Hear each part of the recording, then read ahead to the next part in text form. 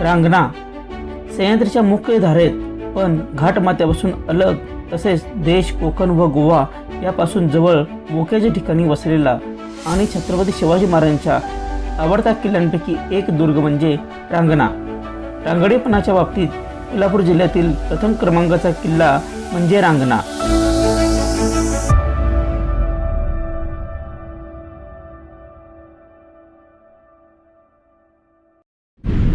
नमस्कार मित्रांनो, मी Sandeep Patil. Travel with Sandeep या यूट्यूब चॅनलला स्वागत करतो. आज आपण भेट देणार आहोत रांगणा किल्ल्याला.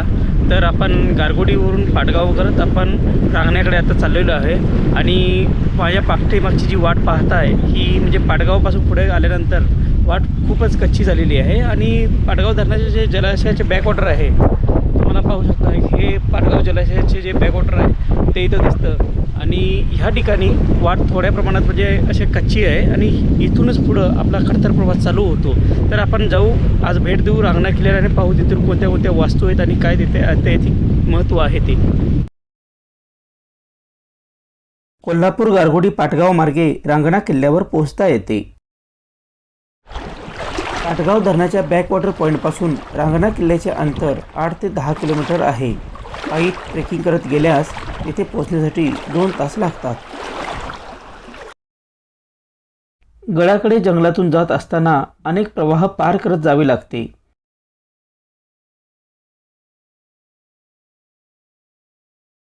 हा मार्गही खूप कच्चा असल्यामुळे आम्ही पायीच जाऊ लागलो.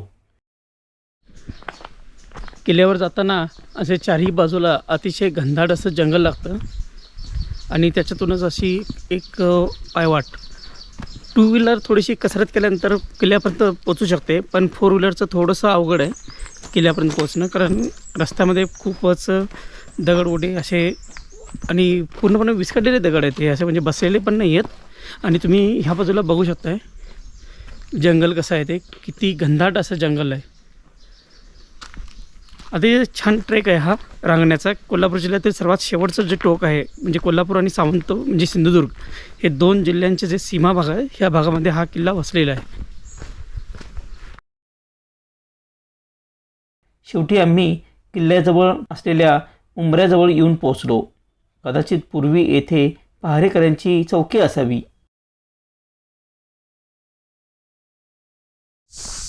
किल्ल्याचा भाग सुरू झाल्यानंतर पहिल्यांदा एक उंबरा लागला आणि उंबऱ्यापासून आपण पुढं आल्यानंतर आता संपूर्ण उतार चालू होतो. म्हणजे हा किल्ला हा इतर किल्ल्यांप्रमाणे वर चढून जायचा नाही, तर थोडासा खाली उतरून जायचा आहे आणि त्यानंतर आपण किल्ल्यावर पोहोचतो. दरीमध्ये उतरल्यानंतर सह्याद्रीच्या मुख्य रांगेपासून वेगळा झालेला रांगणा दिसून येतो.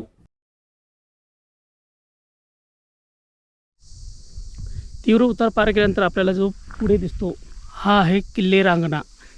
रांगणा किल्ल्याच्या पहिल्यांदा सुरुवातीला एक बुरुज दिसतो. हा मोठा भक्कम बुरुज आहे आणि त्या बुरुजाच्या बाजूने आपल्याला किल्ल्यामध्ये जाण्याची वाट आहे.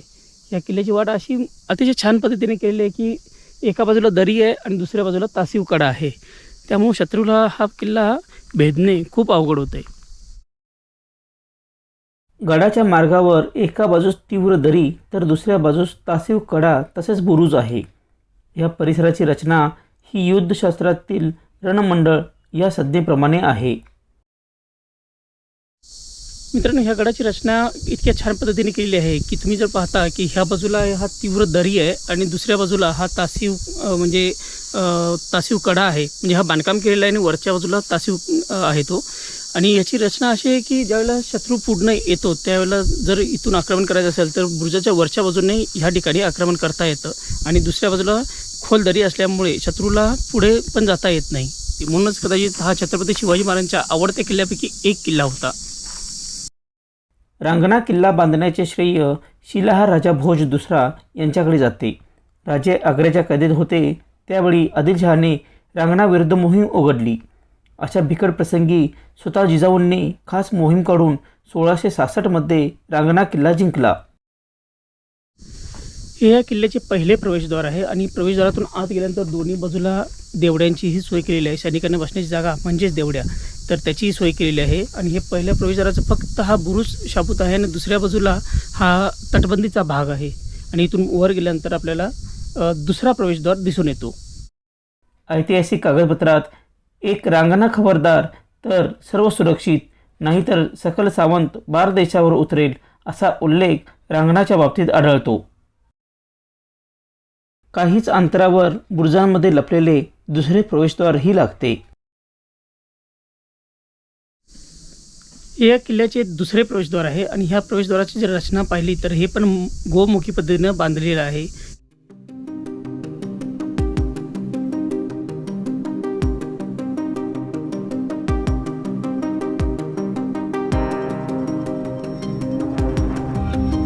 गडावर प्रवेश केल्यानंतर आपले स्वागत करतात ते येथील 2 तोफा.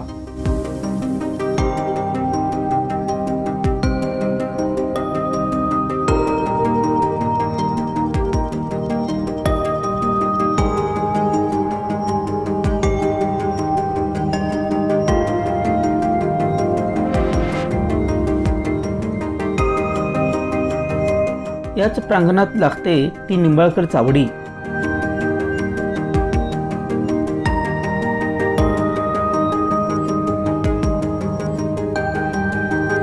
आतमध्ये एक विहीर असून इतर बांधकामाचे मात्र पडझड झाले आहे.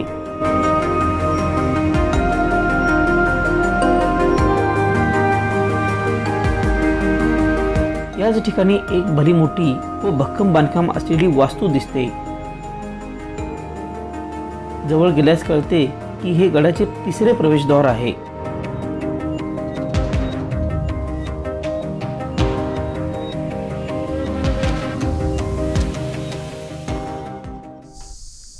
हे या गडाचे तिसरे प्रवेशद्वार आहे आणि या प्रवेशद्वारातून आत आल्यानंतर दोन्ही बाजूला सैनिकांना बसण्याची सोय म्हणजे देवड्या होत्या आणि ह्या ठिकाणचे बांधकाम आजही अतिशय सुंदर रीतीने कलात्मक पद्धतीने बांधलेलं दिसून येतं आणि थोडंफार प्रमाणात हा सुखरूप ही आहे. वरची बाजू पूर्णपणे पडझड झालेली असली तरी बाजूचे बुरुज आणि भिंती मात्र शाबूत आहेत.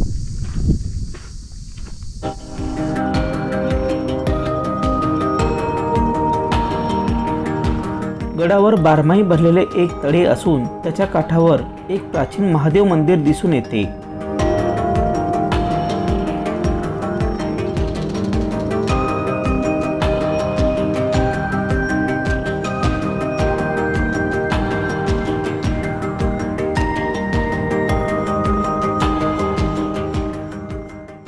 तलावाच्या जस्ट मागच्या बाजूला एक महादेवाचं पुरातन मंदिर आहे.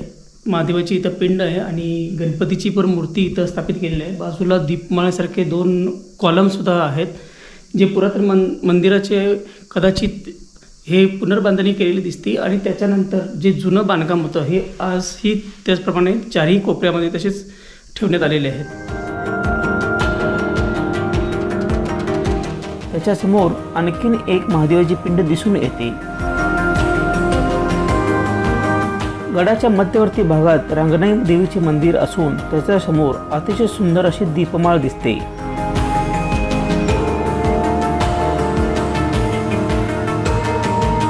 मंदिराच्या दारात एक तोफ असून मंदिर जांभ्या दगडामध्ये बांधले आहे.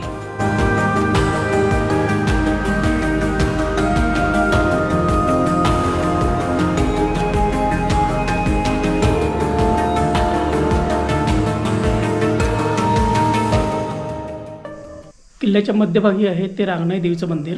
अतिशय प्राचीन मंदिर आहे आणि मंदिराच्या समोर एक उंच अशी दीपमाळ आहे जी आजही सुस्थितीत आपल्याला पाहावयास मिळते.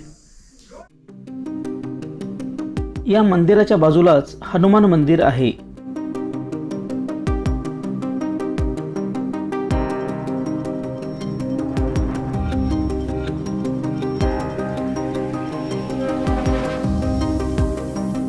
या मंदिरांच्या प्रांगणामध्ये वन खात्याने काही खोल्यांचीही व्यवस्था केली आहे. रांगणा किल्ल्याहून कोकणचे सुंदर रूप पाहता येते व याच ठिकाणी आहे तो कोकण दरवाजा. या किल्ल्याचा बराचसा भाग पठारी असला तरी काही भाग मात्र घनदाट झाडीमय आहे. या झाडीतून जात असताना एक पुरातन वास्तू दिसून आली.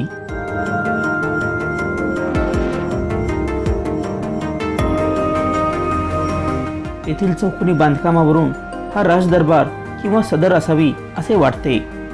बाजूस राजवाड्यांचेही अवशेष दिसून येते. किल्ल्याच्या मध्यवर्ती भागात जी चौकोनी इमारत आता तुम्ही पाहताय ही आहे राजदरबार. याच भागात महादेवाचे आणखीन एक मंदिर आहे व ते इतर मंदिरांपेक्षा थोडे वेगळे होते.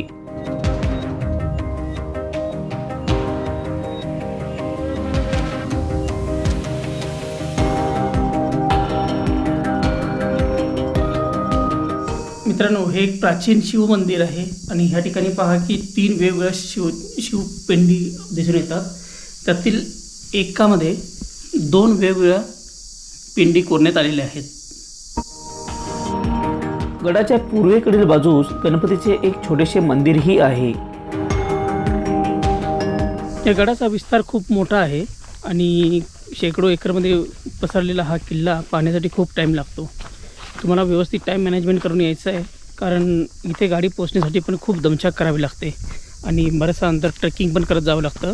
आणि हा किल्ला पाहिल्यानंतर म्हणजे काही इतिहासाचा पाऊल पुन्हा आपल्याला दिसून येतात. मित्रांनो, रांगणा किल्ल्यावरील हा व्हिडिओ तुम्हाला कसा वाटला हे मला कमेंट करून जरूर कळवा. व्हिडिओला लाईक करा आणि चॅनलला सबस्क्राईब करायला विसरू नका. धन्यवाद.